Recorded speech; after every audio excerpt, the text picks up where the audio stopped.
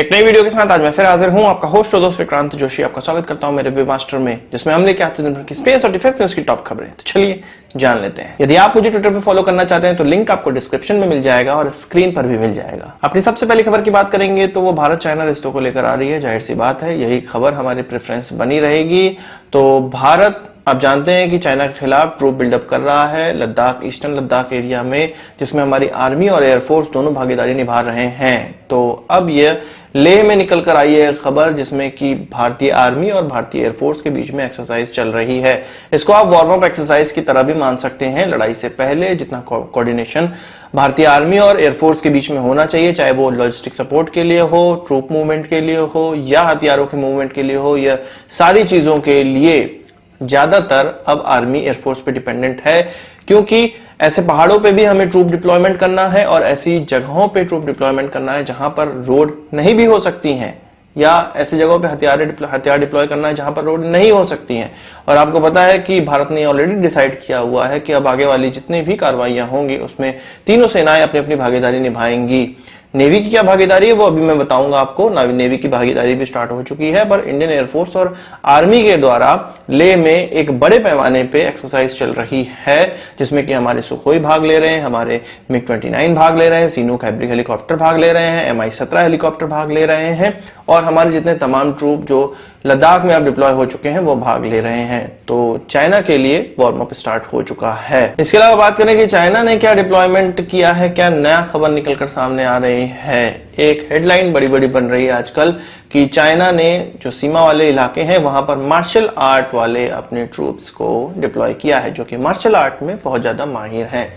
तो मेरा यहाँ पे कहना है कि यहाँ कोई गेम नहीं चल रहा है। हर बार केवल हाथों से लड़ाई नहीं होगी और हर बार चाइना हाथों से ही केवल नहीं पिटाएगा।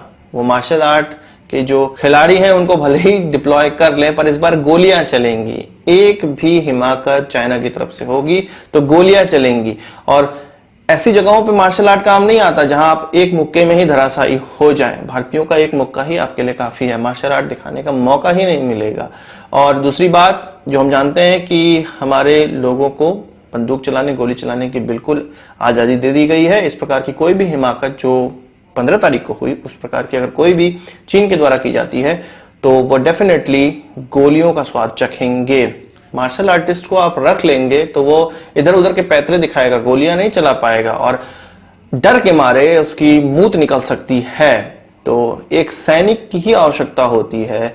जो हमारा बॉर्डर है वहां पर एक सैनिक ही वहां का प्रेशर झेल सकता है। प्रेशर झेलने की बात बताऊं तो आगे मैं बताऊंगा कि चीन किस प्रकार के प्रेशर झेल सकता है, वो एक आर्टिकल निकलकर सामने आया है। पर अभी यहाँ पे बात करते हैं तो मार्शल आर्ट जैसी चीजें, और चीन ये भी फैला रहा है कि मिलिशिया ग्रुप बनाया है, 5 मिलिशिया ग्रुप बनाया है तिब्बत में और उनको डिप्लॉय करेगा। तो ये क्या पाकिस्तान वाला गेम खेलने के विचार में है?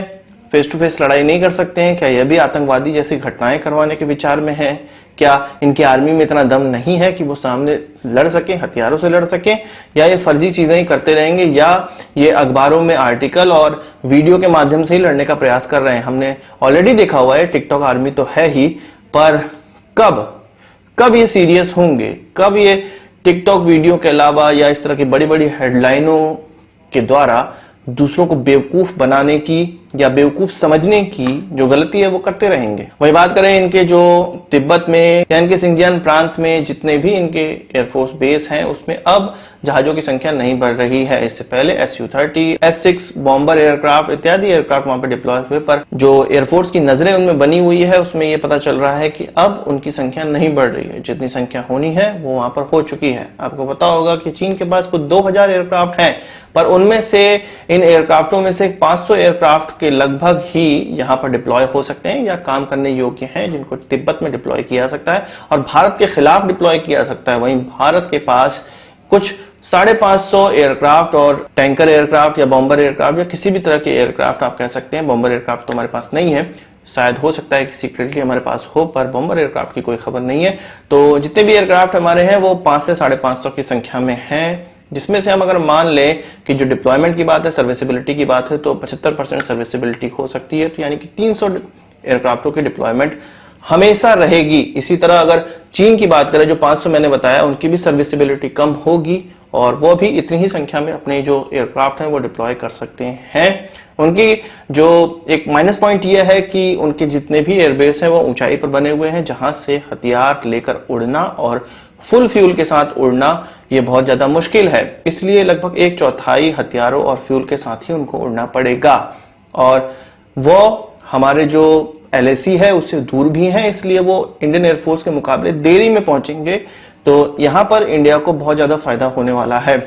भारत के जितने भी बेस हैं वो लोअर एल्टीट्यूड पे बने हुए हैं, जिससे कि वो आसानी से ज्यादा फ्यूल के साथ उड़ सकते हैं। पर फिर भी एयरफोर्स नजर बनाई हुई है चाइना पे, और उसका ये कहना है कि अभी उतनी ज्यादा संख्या अब नहीं बढ़ रही जितनी पहले बढ़ाई गई थी। वहीं चाइनीज आर्मी या PLA की ग्राउंड फोर्सेस की कलई खोलती हुई एक और आर्टिकल निकलकर सामने आया, जो कि संडे गार्डियन में छपा हुआ है। लिंक मैं आपको डिस्क्रिप्शन में दे दूंगा, आप इसको आसानी से पढ़ सकते हैं, पर उसका सार मैं आपको समझाना चाहता हूं। इस आर्टिकल में बताया गया है जो हमारे पुराने ऑफिशियल्स हैं जो रिटायर हो चुके हैं, उनका इंटरव्यू लिया गया। उन्होंने कहा कि जो उनका काउंटर पार्ट था, जो PLA का काउंटर पार्ट था, जो कि LAC में नाथुला के पास डिप्लॉय था, उसका कहना था कि जो उनकी तनख्वाह है वो भारतीय जो उनकी रैंक थी उसके मुकाबले उनकी 3 गुना कम तनख्वाह होती है। जो हर जगह ये फैला रहता है कि चीन के द्वारा अपनी आर्मी में इतना खर्च किया जाता है, भारत का 3 गुना खर्च किया जाता है, तो यह तनख्वाह में खर्च नहीं होता है, उनको 1/3 तनख्वाह ही मिलती है। इसके अलावा उनमें मोटिवेशन की कमी भी होती है, वो हमेशा डरे हुए रहते हैं, कम्युनिस्ट पार्टी से डरे हुए रहते हैं, और डर के कारण वो वहां पर नौकरी कर रहे होते हैं।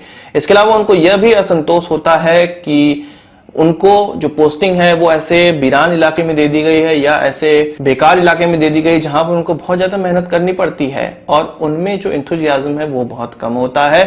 इसके अलावा वो मोटिवेट बहुत कम रहते हैं, उनके अंदर जो अपने बड़े अधिकारी हैं उनके प्रति हीन भावना बहुत ज्यादा भरी होती है। तो इस तरह की चीजें उन्होंने बताई। आप आर्टिकल पढ़ सकते हैं, लिंक मैंने आपको डिस्क्रिप्शन में दे दिया है। वही बात करें जम्मू कश्मीर की, तो ये हमने देखा था कि जम्मू कश्मीर में जो डोमिसाइल लॉ है उसको चेंज किया गया था, और ये माना जा रहा था कि पाकिस्तान इस पे आवाज जरूर उठाएगा, जो कि उसने उठाई भी और अलग अलग जगह वो लेटर भी लिखकर रहा। पर अब इसके द्वारा 25,000 नए लोगों को, जो कि जम्मू कश्मीर के नहीं रहने वाले थे, उनको डोमिसाइल प्राप्त हो गया है, जिससे कि अब जो पाकिस्तान है या पाकिस्तान परस्त जो लोग हैं वो बहुत ज्यादा बिलबिलाने लगे हैं, और अलग अलग प्रकार के आर्टिकल्स निकल कर सामने आ रहे हैं। किसी में ये कहा जा रहा है कि वहां के लोग असंतुष्ट हैं और ये मान रहे हैं कि डेमोग्राफी को चेंज किया जा रहा है। वहीं पाकिस्तान ने ये कहा है कि वो इस जो डोमिसाइल लॉ के द्वारा डोमिसाइल दिया गया है, जो 25,000 लोगों को दिया गया, उसको नहीं मानता है। तो पाकिस्तान के मानने नहीं मानने से हमें कोई फर्क नहीं पड़ता है। डेमोग्राफिक चेंज हो रही है तो होने दीजिए। जो व्यक्ति वहां 15 साल 14 साल रह चुका है, जो कि पूरे इंडिया में इस प्रकार के नियम है, अलग अलग स्टेटों में थोड़ा सा साल को कम ज्यादा किया गया है, तो जो पूरे स्टेट्स में यही रूल्स है कि 14 साल 15 साल आप अगर रह सकते हैं, 10 या 12वीं का परीक्षा वहां पास कर चुके होते हैं, तो आपको आसानी से डोमिसाइल मिल जाती है। तो उसी प्रकार से वहां पे भी नियम चलेगा। वहां के कुछ आर्टिकलों में निकल कर आ रहा है कि कश्मीर के लोग, जम्मू कश्मीर के लोग ये कह रहे हैं कि अब वहां पर जो नौकरी करने वाले लोग हैं ये वहां पर बस जाएंगे। तो क्यों नहीं बस सकते हैं? जब वो दूसरे राज्यों में लोग बस सकते हैं तो वहां पे भी क्यों नहीं बाहर के राज्य वाले लोग बस सकते हैं? ऐसा बिल्कुल होना चाहिए। वहीं आर्टिकल्स में यह भी कहा जा रहा है कि जो जम्मू कश्मीर राज्य में काम करने वाले जो नौकरी पेशा लोग हैं उसमें लगभग 40% लोग अदर स्टेट से आए हुए हैं, उनको भी नागरिकता प्राप्त हो जाएगी। तो क्यों नहीं प्राप्त होना चाहिए? जम्मू कश्मीर हमारा अंग है, हमारे देश का अंग है। वहां पे मैं मानता हूं कि पहले नियम गड़बड़ थे, लोगों को डोमिसाइल नहीं मिल पा रहा था और परेशानियां हो रही थी। पाकिस्तान से लोग आके पहले बस चुके थे, वो वहीं पे रहते थे, उनको डोमिसाइल मिल जाता था, पर भारतीय लोगों को नहीं मिल पाता था। अब उनको मिलने लगा है, जो कि बहुत अच्छी बात है।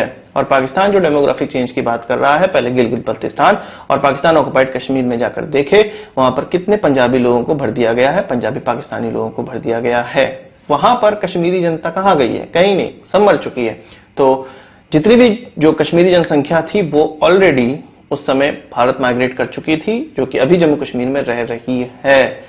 और वो जब डेमोग्राफिक चेंज करते हैं और इलीगल तौर पे करते हैं तो कोई कुछ नहीं कहता है, और भारत जब लीगली, डेमोग्राफिक चेंज की बात तो मैं नहीं कर रहा हूं, लीगली जो अधिकार है वो दिए जा रहे हैं, तो बड़ा सबको मिर्ची लग रही है। तो मिर्ची लगे, कोई बात नहीं, जो हो रहा है अच्छा हो रहा है। वही जो मैंने बात की थी कि भारतीय नेवी भी चाइना के खिलाफ मोर्चा खोली हुई है, तो जापान के साथ एक एक्सरसाइज चल रही है जो कि Japanese maritime self defence forces के साथ हो रही है, यानी कि जापानीज नेवी भी आप इनको कह सकते हैं।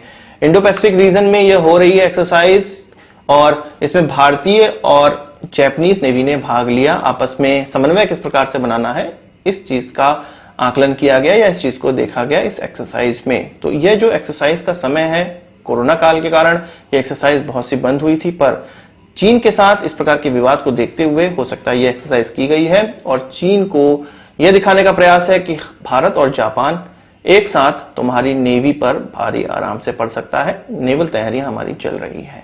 आज की इस वीडियो के लिए बस इतना ही। आशा करता हूं कि वीडियो पसंद आई होगी। आप इसको एक बड़ा थम्स अप जरूर देंगे। इस वीडियो से संबंधित कोई सवाल सुझाव कमेंट बॉक्स में जरूर लाइएगा और यदि आपने हमारा चैनल तो सब्सक्राइब नहीं किया उसे भी कर लीजिए, क्योंकि हम इस प्रकार की वीडियो लाते रहते हैं। नमस्कार, थैंक यू, जय हिंद।